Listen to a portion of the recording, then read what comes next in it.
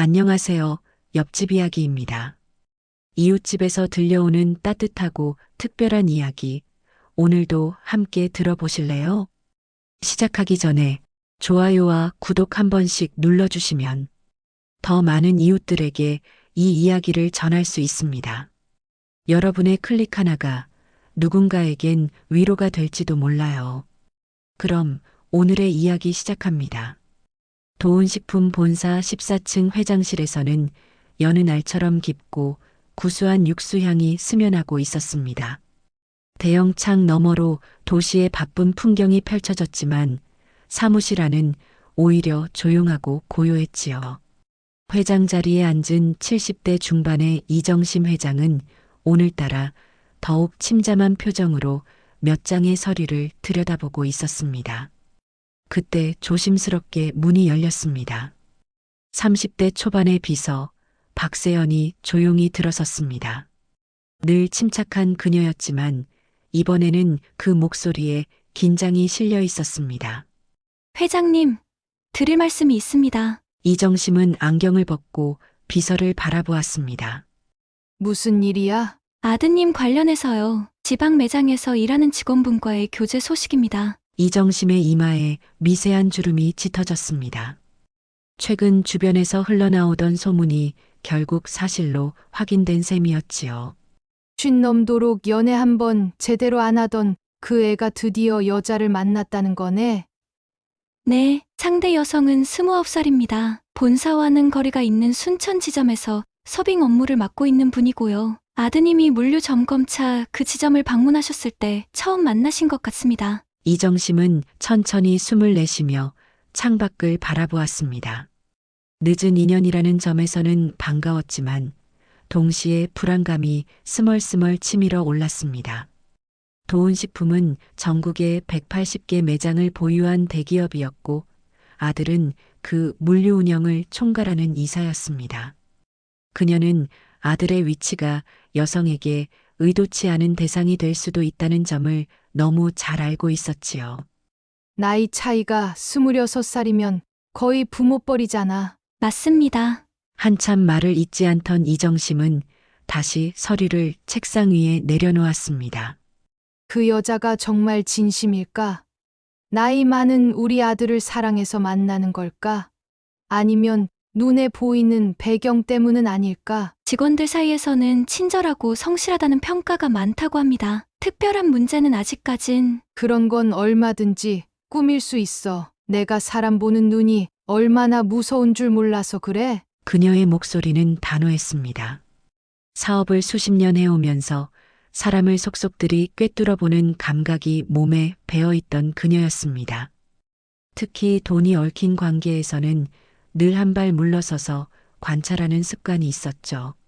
아드님께서는 매우 진지하게 생각하시는 것 같습니다. 매장에 자주 들르신다고 하더라고요. 이정심은 다시 한숨을 내쉬었습니다. 그렇다면 더더욱 조심해야겠네. 우리 아들이 순수하고 연애 경험이 없는 만큼 금방 빠져들고 흔들릴 수도 있을 테니 그녀의 눈빛이 단단하게 굳어졌습니다. 그 여자의 진심을 반드시 확인해 봐야겠어. 혹시 사설 조사기관에 의뢰해 보시겠습니까? 아니, 그런 식이면 들킬 수도 있어. 누가 지켜보고 있다는 걸 알면 누구든 조심스럽게 행동하지. 그녀는 한참 동안 말없이 고개를 떨구고 생각에 잠겼습니다. 수십 년간 회사를 운영하며 그녀는 수많은 거짓과 진심을 구별해 왔지만 이번에는 전혀 다른 차원의 일이었습니다. 자신의 아들과 관련된 문제였기 때문입니다. 잠시 후 그녀의 눈빛에 반짝임이 돌아왔습니다. 내가 직접 가서 확인해 보면 되잖아. 회장님, 직접이요? 그렇지. 아예 다른 사람처럼 해서 매장에서 일하면서 지켜보는 거야. 박세연은 놀라움을 감추지 못했습니다. 70대 중반의 회장이 직접 지방 매장으로 잠입해 여직원의 진심을 확인하겠다는 발장은 누가 봐도 상상 밖이었으니까요. 변장이라도 하시겠다는 말씀이신가요? 예전처럼 주방에서 일하는 아주머니로 들어가면 돼. 청소나 설거지 같은 거라면 누구보다 잘하지. 그 말은 사실이었습니다. 도운 식품이 지금처럼 커지기 전 이정심은 직접 주방에서 육수를 내고 순댓국을 끓이며 매장을 운영했던 사람이었습니다. 현장에서 단련된 감각은 지금도 남아 있었지요. 만약 정체가 들통나면 위험하실 수도 있습니다. 날 직접 본 직원들이 거의 없잖아. 요즘 세대는 본사 회장이 누군지도 잘 모르고 일하는 경우가 많아. 게다가 외모도 많이 달라졌으니 알아보지 못할 거야. 박세연은 머릿속으로 가능성을 그려봤습니다. 회장실에서 단정하게 올려 묶은 머리와 정장 차림으로 앉아있던 이정심이 파마 머리에 소박한 작업복을 입고 주방에서 일한다면 정말로 못 알아볼 수도 있겠다는 생각이 들었지요. 이름은 박선자라고 하자. 나이는 65으로 하고 최근 이사 와서 일자리 찾는 사람인 걸로. 경력은 어떻게 설정하시겠어요? 다른 식당에서 몇 년 일했는데 순댓국은 처음이라고 해. 배우고 싶다고 하면 충분히 채용될 수 있을 거야. 박세연은 그녀의 치밀한 계획에 혀를 내둘렀습니다. 알겠습니다. 의상과 설정은 제가 준비하겠습니다. 그리고 회장님의 정체는 절대 누구에게도 말하지 않겠습니다. 이틀 뒤 이정심은 완전히 다른 사람이 되어 있었습니다. 깔끔하게 말아 올리던 머리는 뽀글뽀글한 파마로 바뀌었고 고급스러운 옷은 어디서나 볼 수 있는 시장 아주머니 복장으로 대체되었습니다. 거울 앞에 선 그녀는 자신조차도 낯설게 느껴졌습니다. 어때? 알아보겠어? 정말 완벽하세요. 회장님이라고는 도저히 생각할 수 없어요. 그녀는 간단한 짐만 챙겨 순천으로 향하는 시외버스에 몸을 실었습니다. 대기업 회장이 아니라 이제는 일자리를 찾는 평범한 중년 여성이었지요. 차창 너머로 흐르는 시골 풍경을 바라보며 이정심은 생각했습니다. 과연 그 여자는 어떤 사람일까? 우리 아들을 정말로 사랑하는 걸까? 아니면 그 질문에 대한 답은 이제 곧 순천의 작은 도운 순댓국 매장에서 직접 마주하게 될 것입니다. 버스터미널에 도착한 이정심은 잔잔한 시골 도시의 공기에 가슴이 조금은 편안해지는 것을 느꼈습니다. 서울 본사의 바쁜 일정과 회의가 가득하던 일상과는 완전히 달랐지요. 그녀는 준비해 온 수첩을 꺼내 들고 매장의 주소를 확인했습니다. 응. 여기서 걸어서 10분쯤 저기 간판이 보이는군. 도운 순댓국이라는 큼직한 글씨와 함께 김이 피어오르는 순댓국 그림이 정겹게 붙어 있었습니다. 멀리 떨어진 지역에서도 자신이 세운 브랜드가 당당히 자리 잡고 있는 모습을 보자 이정심의 마음에는 묘한 자부심이 차올랐습니다. 매장 안은 점심시간이 막 시작된 듯 북적였습니다. 뜨끈한 국물 냄새, 빠르게 움직이는 직원들, 시끌벅적한 손님들의 대화 소리 모두가 익숙하면서도 생경하게 느껴졌습니다. 그녀는 한켠 테이블에 조용히 자리를 잡고 앉았습니다. 그 순간 밝은 목소리가 들려왔습니다. 어서 오세요. 혼자 오셨어요? 고개를 든 이정심은 그 여성을 처음 마주했습니다. 단정하게 묶은 머리, 뽀얀 피부의 수수한 얼굴, 그리고 무척 따뜻한 미소를 지닌 젊은 여성이었습니다. 네. 순댓국 하나 주세요. 네. 바로 준비해 드릴게요. 그녀는 빠르게 주방 쪽으로 돌아갔고 이정심은 조심스럽게 그녀의 뒷모습을 관찰하기 시작했습니다. 걸음걸이에는 망설임이 없었고 다른 손님에게도 같은 친절한 목소리로 인사를 건네고 있었습니다. 잠시 후 뜨끈한 순댓국이 그녀 앞에 놓였습니다. 조심해서 드세요. 국물이 뜨거워요. 고맙습니다. 숟가락으로 국물을 떠입에 넣자 본사에서 정한 레시피 그대로의 맛이 느껴졌습니다. 육수가 잘 우러나 있었고 간도 딱 적당했지요. 그녀는 흠칫 놀란 듯 웃음을 지었습니다. 식사를 마친 후 이정심은 계산대에 다가갔습니다. 손님이 몰려드는 바람에 앞에 여직원은 바쁘게 주문을 받고 있었고 한 중년 남성이 대신 계산을 도와주고 있었습니다. 혹시 주방 쪽 일 도와줄 사람 구하고 있나요? 예. 구하고 있긴 한데 설거지나 청소 같은 일인데 괜찮으세요?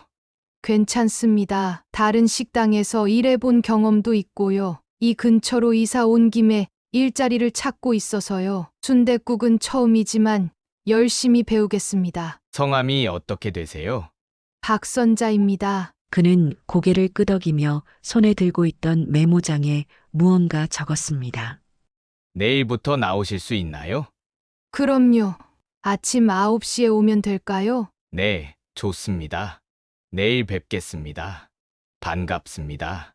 그렇게 해서 이정심은 순조롭게 매장에 잠입하는데 성공했습니다. 정말 이상할 정도로 매끄럽게 풀려나갔죠. 아무도 그녀의 정체를 의심하지 않았습니다. 다음 날 아침, 박선자는 어제보다 더 수수한 차림으로 매장에 도착했습니다.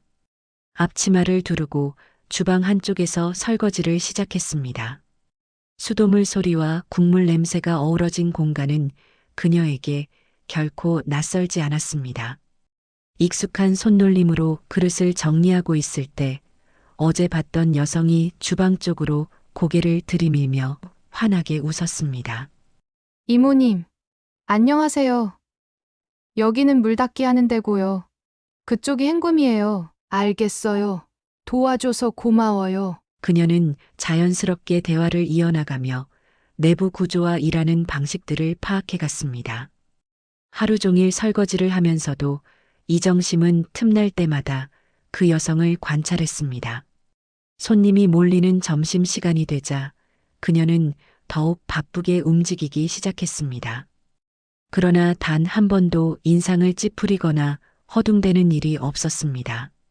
노인 손님이 혼자 들어왔을 땐 자리까지 안내하며 물컵을 챙겨주고 아이 손님이 칭얼댈 땐 작은 사탕을 꺼내어 달래기도 했지요. 저 아가씨, 보기보다 단단하네. 겉으로만 친절한 게 아니라 몸이 먼저 움직이는 것 같아. 점심시간이 지나 매장이 한산해졌을 때 한 직원이 주방으로 들어오며 말했습니다. 민지 씨, 아까 진상 손님은 어땠어요? 내가 듣기엔 또 순대 적다고 난리였던데. 괜찮았어요. 그냥 웃으면서 순대 더 넣어드리니까 조용해지시더라고요. 너는 어떻게 그런 사람한테도 그렇게 친절하냐? 나는 진짜 못해. 그런 분들일수록 더 조심스러워야 해요. 감정이 격해질수록 우리가 더 차분해야 하잖아요. 이정심은 그 대화를 들으며 민지라는 이름을 다시금 마음에 새겼습니다. 그리고 그녀의 태도 속에서 단순한 매뉴얼 이상의 무언가가 있다는 것도 느낄 수 있었지요. 아직은 첫 주니까 더 두고 봐야겠지. 겉으로는 누구든 친절할 수 있어. 하지만 속은 쉽게 안 드러나는 법이니까. 그러나 마음 한켠에선 알 수 없는 기대감이 자라기 시작했습니다. 그녀가 두려워하던 계산된 친절이 아닌 정말 따뜻한 사람이면 어떨까 하는 조심스러운 희망이었지요. 며칠이 흘렀습니다. 이정심, 아니 박선자는 매장 생활에 점점 익숙해지고 있었습니다. 설거지와 청소는 물론 바쁜 점심시간엔 뒷정리도 도왔고 한가한 오후에는 김치를 담거나 야채를 손질하는 일도 맡았습니다. 그 와중에도 그녀의 관심은 온통 민지에게 쏠려 있었습니다. 민지는 변함없이 친절했고 지친 기색을 보이지 않았으며 손님에게도 동료에게도 늘 공손했습니다. 그날 오후 민지가 조심스럽게 주방으로 들어왔습니다. 앞치마 끈을 단단히 매고 손에 국자와 수저를 들고 있었지요. 선자 이모님, 혹시 오늘 끓인 국물 간이 괜찮은지 봐주실 수 있을까요? 이정심은 순간 멈칫했습니다. 그녀는 이 장면을 예상하지 못했습니다. 주방 일을 오래 해봤다며 자신 있게 들어온 것까지는 좋았지만 민지에게 직접 국물 맛을 평가해달라는 부탁을 받을 줄은 몰랐던 것입니다. 간이 약간 심심하네. 소금을 2작은 술만 더 넣으면 좋겠어. 아, 네. 감사합니다. 그녀는 이정심의 말을 듣고 금방 간을 조절했습니다. 자신의 요리 실력이 부족하다는 사실을 숨기지 않고 배우려는 태도를 보이는 모습이었지요. 이정심은 속으로 생각했습니다. 자존심도 있을 텐데 저렇게 묻고 고치고 쉬운 일이 아닌데. 점심시간이 시작되자 매장은 다시 북적이기 시작했고 이정심은 늘 그랬듯 주방에서 설거지와 뒷정리에 집중했습니다. 그러나 한쪽 귀는 늘 홀을 향해 열려 있었고 눈은 민지를 쫓고 있었습니다. 그날은 유독 까다로운 손님이 있었습니다. 중년 남성이었고 순대 양이 적다고 큰 소리로 항의하고 있었지요. 이게 뭐야? 순대가 이게 전부야? 내가 뭘 돈 주고 사 먹는 건지 모르겠네. 주변 손님들이 흘끔거릴 정도로 시끄러웠고 매장 분위기는 순간 얼어붙었습니다. 하지만 민지는 당황하지 않았습니다. 죄송합니다. 순대가 조금 부족했나 봐요. 새 그릇으로 바꿔드릴게요. 그녀는 바로 주방으로 돌아와 순댓국을 다시 준비했습니다. 선자 이모님, 여기 순대 조금만 더 넣어주실 수 있어요? 물론이지. 그녀는 순대를 더 얹어 민지에게 건넸습니다. 민지는 정중하게 고개를 숙여 인사하고 다시 홀로 나갔습니다. 기다리게 해서 죄송합니다. 이번엔 순대 넉넉히 담아드렸어요. 맛있게 드세요. 손님은 처음보다 부드러운 표정으로 고개를 끄덕였고 더 이상 말없이 식사를 이어갔습니다. 이정심은 속으로 중얼거렸습니다. 흔들리지 않는 자세. 저건 하루아침에 되는 게 아니지. 오후 시간이 되어 매장은 잠시 여유로워졌습니다. 그때 한 노인이 매장 안으로 들어왔습니다. 손에는 지팡이를 짚고 있었고 걸음걸이도 매우 느렸습니다. 그는 조용히 테이블에 앉아 순댓국을 주문했습니다. 민지는 그를 유심히 살피더니 다가가 조심스럽게 물었습니다. 할아버지, 김치는 잘게 썰어드릴까요? 숟가락질이 좀 불편해 보이셔서요. 아, 그래 주면 고맙지. 요즘 손이 잘 안 따라줘서 말이지. 민지는 김치를 먹기 좋게 잘게 썰어 따로 접시에 담아드렸고 순댓국이 너무 뜨겁지 않게 식을 때까지 옆에서 기다렸다가 수저를 놓아드렸습니다. 이정심은 그 모습을 물끄러미 지켜보며 마음이 찌릿해졌습니다. 누가 시켜서 한 일도 아니고 보여주기 위한 것도 아니었습니다. 진심에서 우러나온 행동임이 분명했습니다. 그녀는 조용히 주방 한쪽에서 혼잣말을 했습니다. 저건 절대 연기로 안 나오는 행동이지. 저녁이 되고 퇴근 준비를 하던 민지는 동료에게서 질문을 받았습니다. 민지야, 요즘 물류팀 대표님 자주 오시던데 뭔가 있는 거 아니야? 아, 그냥 자주 오시긴 하시죠. 근데 뭐 특별히 얘기할 건 없어요. 하긴 너도 나이 차이 꽤 나잖아. 26살 차이면 엄청난 건데. 저도 처음엔 고민 많았어요. 그런데 그분은 정말 따뜻한 분이에요. 나이 차이보다 더 중요한 게 있더라고요. 이정심은 민지의 대답에 귀를 기울였습니다. 민지의 말 한마디 한마디에서 억지가 느껴지지 않았습니다. 그래도 현실적으로 봐. 그 사람 돈도 많고 직책도 높고 그런 분이 너 같은 평범한 서빙 직원이랑 진짜로 사귈까? 전 그렇게 생각 안 해요. 오히려 제가 부족해서 더 조심하려고 해요. 그분은 저를 한 번도 무시한 적 없어요. 늘 배려해 주시고 아플 때는 약도 사다 주셨어요. 그런 따뜻함은 절대 돈으로 나오는 게 아니거든요. 그 말에 이정심은 숨이 멎는 듯한 느낌을 받았습니다. 자신의 아들이 그렇게 행동했다는 사실이 뿌듯했고 민지가 그것을 가치로 느끼고 있다는 점에서 감동받았습니다. 그날 밤 이정심은 자취방으로 돌아와 한참을 앉아 있었습니다.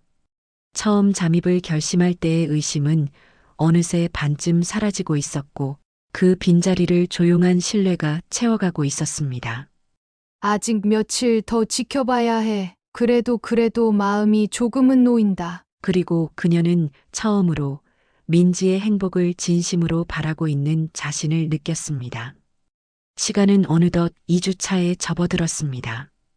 이정심 아니 박선자는 어느새 매장 사람들과 자연스럽게 어울리게 되었고 직원들 사이에서도 순자 이모님으로 불리며 익숙한 존재가 되어가고 있었습니다.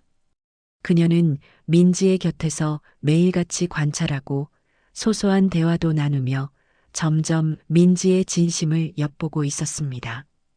그날 오후 민지는 주방으로 들어와 조심스럽게 말을 건넸습니다. 천자 이모님, 오늘은 제가 국물을 처음부터 끓여봤어요. 혹시 한 번만 맛 좀 봐주실 수 있으세요? 이정심은 놀라며 고개를 들었습니다. 요리 경험도 많지 않은 민지가 육수를 끓인다는 건 꽤나 어려운 일이었으니까요. 그래. 그럼 한번 봐야지. 그녀는 국자로 조심스럽게 국물을 떠입에 넣었습니다. 혀끝에서 느껴지는 감각, 뼈가 우러난 진한 맛, 그러나 살짝 약한 간. 베이스는 잘 뽑았네. 그런데 감칠맛이 살짝 부족해. 다시마를 조금 더 오래 넣었으면 좋았을 것 같아. 아, 그렇구나. 감사합니다. 다음에는 꼭 그렇게 해볼게요. 그녀는 실망한 기색 없이 고개를 끄덕였습니다. 오히려 부족함을 배워간다는 표정이었지요. 이정심은 그런 민지의 자세에 또 한 번 놀랐습니다. 자신이 운영하던 젊은 시절에도 이렇게 솔직하게 배우려 드는 직원은 드물었거든요. 다음 날은 목요일이었습니다. 오후 늦은 시간 매장은 비교적 한산했습니다. 그런데 매장 입구 쪽에서 작은 소란이 일었습니다. 대표님 오셨어요. 이정심은 고개를 살짝 들어 바라보았습니다. 그녀의 아들 윤상우 이사가 단정한 양복 차림으로 매장 안으로 들어오고 있었습니다. 그는 눈에 띄게 주변을 둘러보았고 곧장 카운터로 향했습니다. 안녕하세요. 오늘도 순댓국 하나 주세요. 네. 조금만 기다려 주세요. 민지의 얼굴에 순간적으로 붉은 기운이 돌았습니다. 하지만 그녀는 당황하지 않고 늘 그랬듯 밝고 정중한 태도로 주문을 받았습니다. 그러나 이정심의 눈에는 그런 민지의 작은 변화 하나하나가 눈에 들어왔습니다. 민지는 주방으로 들어와 조용히 말했습니다. 천자 이모님, 오늘 국물은 제가 직접 끓였어요. 대표님께 드릴 거니까 특별히 신경 써야겠죠? 이정심은 고개를 끄덕이며 웃었습니다. 그럼 내가 마지막 간 봐줄게. 오늘은 아주 잘했네. 이 정도면 본사 레시피보다 더 나을지도 몰라. 정말요? 다행이다. 그녀는 안도의 미소를 지으며 다시 홀로 나갔고 정성껏 상을 차렸습니다. 수저를 미리 가지런히 놓고 물컵에 얼음도 채워 넣었죠. 그리고 국그릇을 조심스레 내놓으며 말했습니다. 뜨거우니까 조심하세요. 오늘은 제가 끓인 거예요. 아, 그래요? 그럼 더 기대되네요. 이정심은 주방 한켠에서 이 장면을 조용히 지켜보며 깊은 생각에 빠졌습니다. 민지의 행동에는 꾸밈이 없었습니다. 상우를 대할 때의 미소, 말투, 작은 손짓 하나까지 진심 어린 감정이 녹아 있었습니다. 민지 씨는 정말 친절하시네요. 일할 때 보면 항상 웃고 계시잖아요. 아, 그런가요? 그냥 좋아서요. 이 일이요. 그리고 대표님 오시면 기분이 좋아지니까요. 그 말에 윤상우는 민지를 바라보다가 조용히 웃었습니다. 이정심도 그 대화를 들으며 무언가 찌릿한 감정을 느꼈습니다. 그녀는 속으로 중얼거렸습니다. 저건 거짓이 아니야. 말투가 아니라 눈빛이 말해주고 있어. 하지만 아직도 한 가지 찜찜한 점이 남아 있었습니다. 민지가 과연 윤상우가 회장의 아들이라는 것을 알고 있는지, 알고 있다면 그에 대한 감정은 여전히 진실한 것인지 확인이 필요했지요. 며칠 뒤 생각보다 이른 기회가 찾아왔습니다. 그날은 손님이 많지 않아 매장이 한산했습니다. 주방에서 채소를 다듬던 이정심은 우연히 민지와 다른 직원의 대화를 듣게 되었습니다. 그들은 홀 한켠에서 컵을 닦으며 이야기 중이었지요. 민지야, 대표님이랑 요즘 어떻게 돼가? 완전 자주 오시던데? 그냥 계속 만나고 있어. 진짜 사귀는 거야? 와, 대박, 근데 상우 대표님 나이 엄청 많지 않아? 26살 차이라며? 응, 처음엔 그게 참 부담스러웠어. 주변 시선도 걱정되고, 나도 스스로 작아지는 기분이었지. 하지만 상우 씨는 늘 똑같았어. 나를 존중해주고, 배려해주고 한 번도 나를 밑으로 본 적이 없어. 그런데 너 혹시 아시는지 모르겠지만 상우 대표 어머니가 그 도은식품 회장님이시잖아. 민지는 잠시 말을 멈췄다가 작게 고개를 끄덕였습니다. 알아. 처음엔 몰랐는데 어느 날 듣게 됐어. 그래서 사실 더 고민도 많이 했어. 그런 집안에서 나 같은 사람이 과연 받아들여질까 싶었지. 이정심의 숨이 멎는 듯 했습니다. 민지가 아들의 집안 배경을 알고 있다는 것, 그리고 그걸 버티고 있다는 사실이 예상보다 더 충격이었습니다. 하지만 동시에 그녀는 멍하니 민지의 다음 말을 기다렸습니다.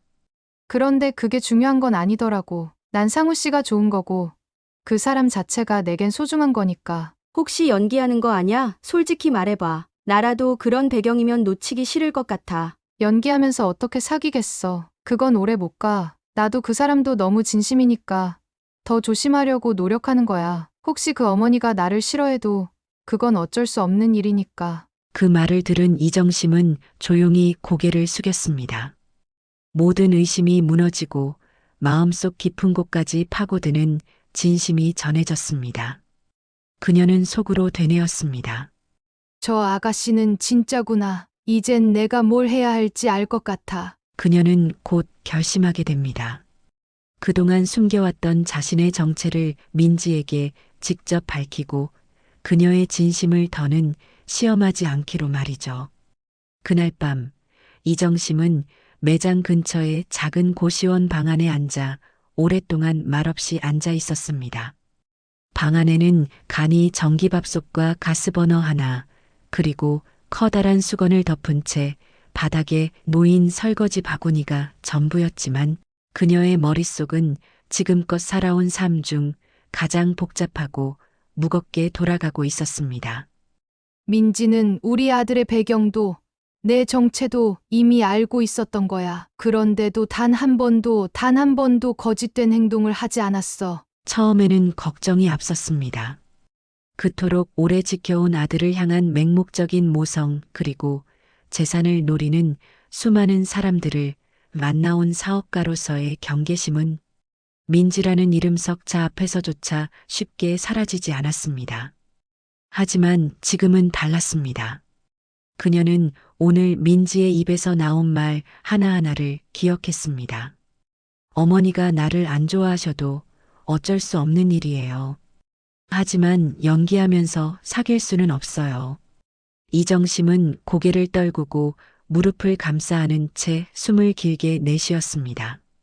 이제 내 역할은 끝났어. 민지에게 진심으로 사과해야 해. 그리고 축복해줘야 해. 며칠이 지나고 그녀는 마침내 결심을 굳혔습니다.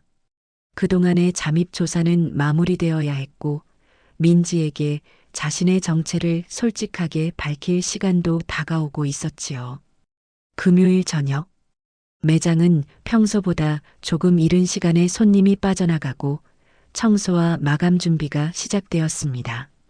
민지는 땀을 닦으며 뒷정리를 하던 중 이정심이 다가와 조용히 말했습니다.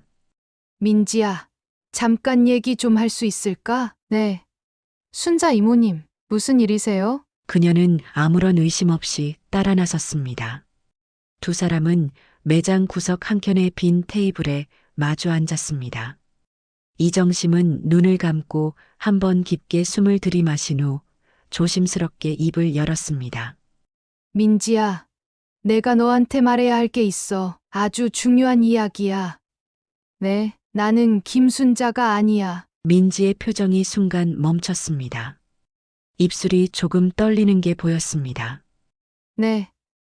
그게 무슨 말씀이세요? 내 이름은 이정심, 도은식품의 회장이야. 그리고 내가 만나는 윤상우, 그 아이의 어머니지. 민지는 숨이 턱 막힌 듯한 얼굴로 그녀를 바라보았습니다.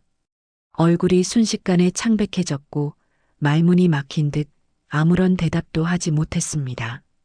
이정심은 민지의 반응을 조용히 지켜보다가 더 조심스럽게 말을 이어갔습니다. 한 달 전 아들이 너를 만났다는 소식을 들었을 때 나는 믿지 못했어. 너무 젊은 나이에 너무 착해 보이는 여자라서. 내가 겪어온 수많은 거짓말들과 겹쳐 보였거든. 그래서 내가 직접 보러 왔어. 민지의 입술이 떨렸습니다. 그리고 조용히 한마디가 흘러나왔습니다. 그럼 한 달 동안 저를 시험하신 거였어요? 그녀의 목소리에는 상처와 충격이 엉켜 있었습니다. 이정심은 그 말에 고개를 깊이 숙였습니다. 미안하다. 정말 미안하다. 너를 이렇게까지 의심한 내 자신이 부끄러워. 하지만 나는 그저 내 아들이 상처받는 걸 막고 싶었어. 그래도 너무해요. 저도 나름대로 진심이었는데. 민지는 고개를 돌렸습니다. 눈가가 붉어져 있었습니다. 그녀는 일부러 눈물을 참으려 했지만 속에서부터 끓어오르는 감정을 막을 수 없어 보였습니다. 민지야, 너를 의심했던 내가 틀렸다는 걸 지금은 잘 알아. 너의 진심을, 그 행동 하나하나를 나는 다 지켜봤어. 그 누구보다도 따뜻했고, 정직했고, 그리고 내 아들을 사랑했지. 나는 그걸 봤어. 아니, 마음으로 느꼈어. 민지는 여전히 말없이 고개를 숙이고 있었습니다. 처음엔 너를 우리 집안 며느리로 받아들일 수 없을 거라고 생각했어. 하지만 지금은 아니야. 나는 내가 우리 가족이 되어주면 정말 고마울 거야. 그 말에 민지는 천천히 고개를 들었습니다. 눈가에는 눈물이 맺혀 있었지만 표정은 오히려 당황보다 놀람에 가까웠습니다. 정말 괜찮으신 거예요? 정말이야. 내가 나를 이모님으로 대했던 그 한 달 동안 나는 처음으로 진짜 딸이 생긴 것 같은 기분을 느꼈어. 그 순간 민지의 눈물이 왈칵 쏟아졌습니다. 정말 괜찮으세요? 저 같은 사람, 고등학교밖에 안 나왔고, 서빙하는 사람인데도 이정심은 민지의 손을 조용히 잡았습니다. 사람의 가치를 결정하는 건 학벌도, 돈도, 직업도 아니야. 사람을 진심으로 대할 줄 아는 사람, 그런 사람이 우리 가족이 되어야지. 민지는 눈물을 흘리며 고개를 끄덕였습니다.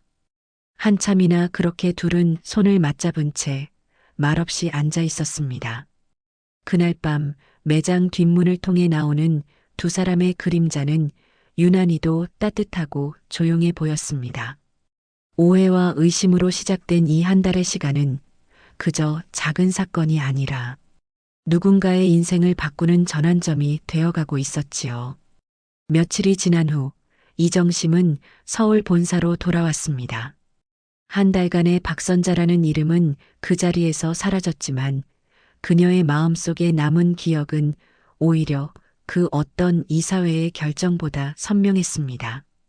그녀는 서울로 올라온 다음 날 아들 윤상우를 본사 회장실로 불렀습니다.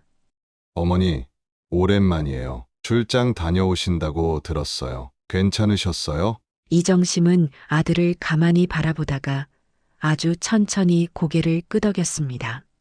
잠시 머뭇거리던 그녀는 책상 위에 손을 올리고 조용히 말했습니다. 상우야, 너한테 해줄 말이 있다. 그리고 오늘 이 자리에서만 할 수 있는 말이기도 해. 윤상우는 어머니의 낯선 분위기에 약간 긴장한 듯 고개를 끄덕였습니다. 네, 말씀하세요. 나는 내가 만나는 그 여자아이, 민지, 그 아이를 직접 보고 왔어. 윤상우는 그 말을 듣고 놀란 눈을 크게 떴습니다. 직접 보셨다고요? 그래. 순천 매장에서 설거지하고 청소하면서 한 달 동안 그 아이 곁에 있었어. 순간 회장실 안의 공기가 멎는 듯 했습니다. 윤상우는 당황한 눈으로 어머니를 바라봤고 한동안 아무 말도 하지 못했습니다. 어머니가 그랬다고요? 그래. 그리고 내가 보고 싶었던 건 단 한 가지였어. 그 아이가 너를 진심으로 사랑하는 사람인지 아니면 내 배경과 돈을 보고 다가온 건지. 윤상우는 말없이 고개를 숙였습니다. 잠시 후 조용한 목소리로 말했습니다. 그래서 결론이 어떻게 나셨어요? 이정심은 오히려 미소를 지었습니다.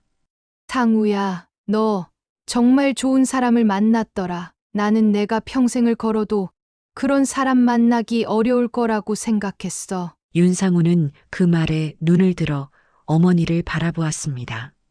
정말이세요? 정말이야. 그 아이는 손님 하나하나에게 진심이었고 직원들을 배려할 줄 알았어. 어려운 상황에서도 흔들리지 않고 정직했고 무엇보다 너를 사랑하더구나. 그게 눈에 보였어. 말하지 않아도 느껴졌지. 윤상우는 조금씩 미소를 지었습니다. 그 미소엔 안도와 기쁨 그리고 어머니에 대한 고마움이 섞여 있었습니다. 감사합니다.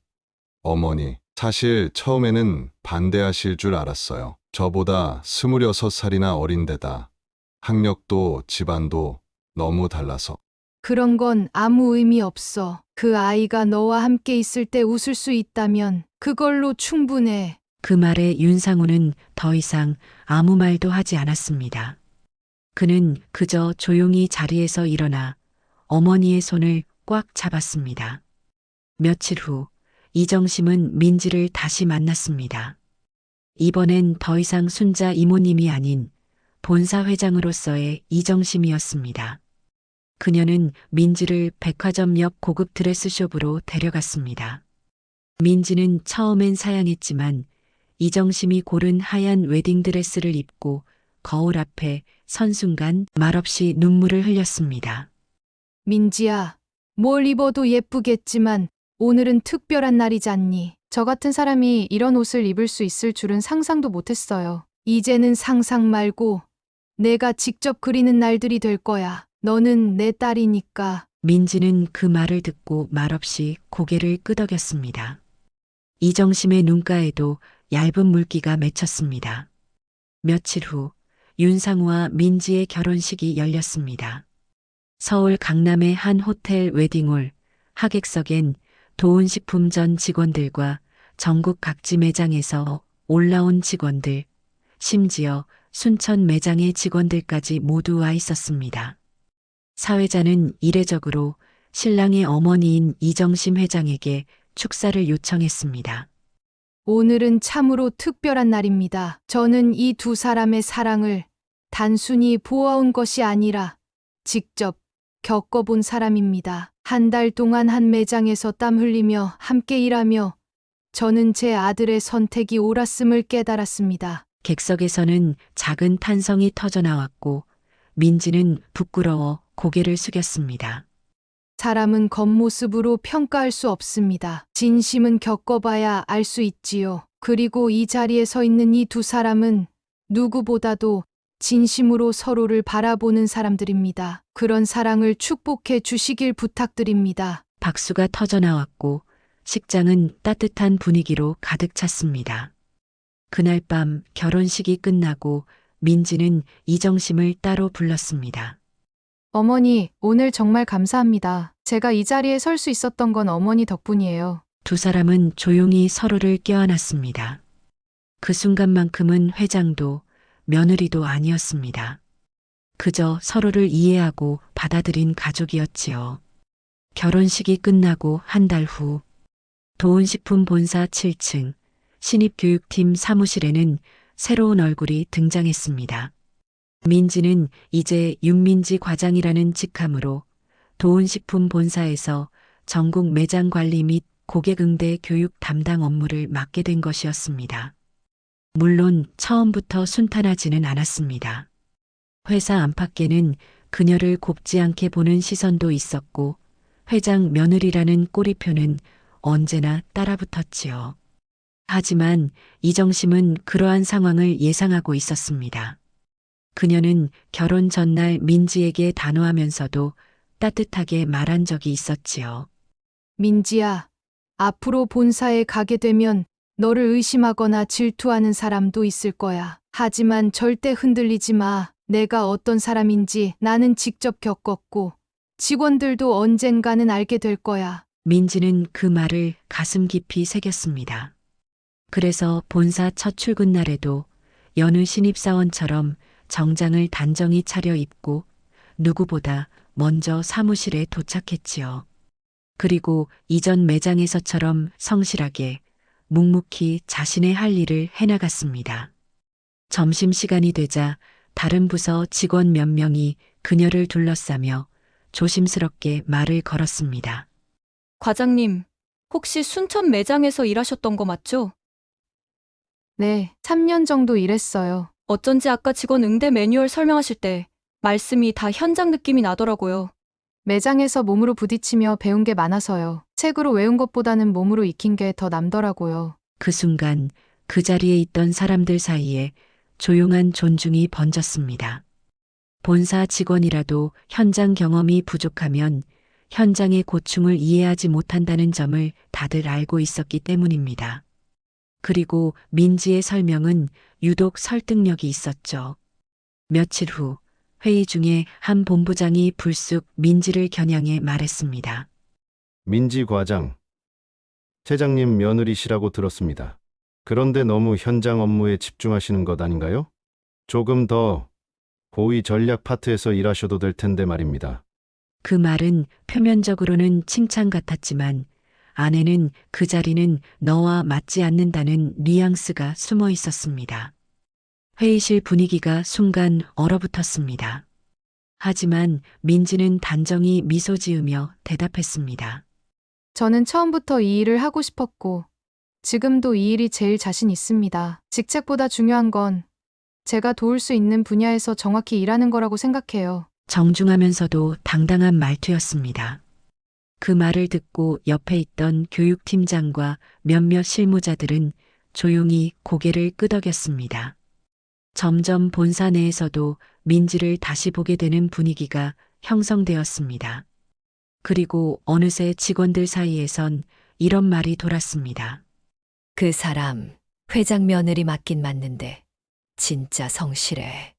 일 하나하나 다 메모하고 다음날 바로 반영하더라니까? 이정심은 본사 회장실에서 그 소문을 들으며 흐뭇하게 웃었습니다.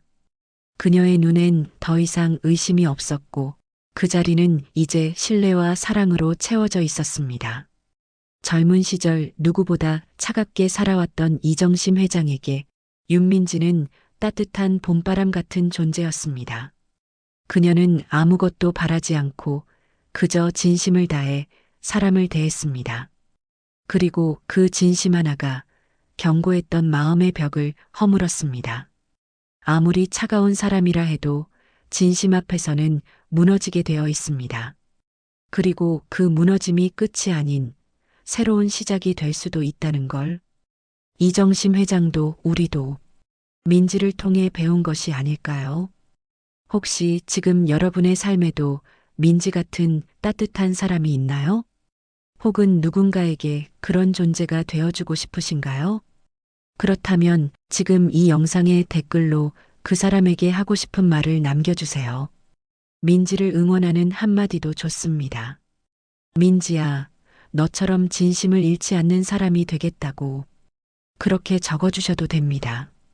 댓글 하나, 좋아요 하나가 이 이야기를 더 많은 사람들에게 전해줄 따뜻한 국물이 될 것입니다. 그리고 구독을 눌러주신다면 여러분도 언젠가 누군가의 민지가 되어 세상을 조금 더 따뜻하게 데울 수 있을지도 모릅니다. 구독과 좋아요, 댓글로 우리의 마음도 함께 끓여주세요. 이 한 그릇의 이야기처럼요. 감사합니다.